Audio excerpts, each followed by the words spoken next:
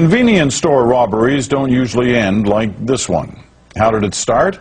A man walked in carrying a baseball bat. Surveillance video tells the rest. Instead of cash, the store owner pulled out a rifle, a big one, bringing the robber to his knees. He's starting crying. He's a big man. He's crying. He said, I'm sorry. I have no food. I have no money.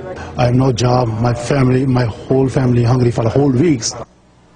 Mohammed Sohail then gave the robber $40 and some bread, making him promise never to rob again.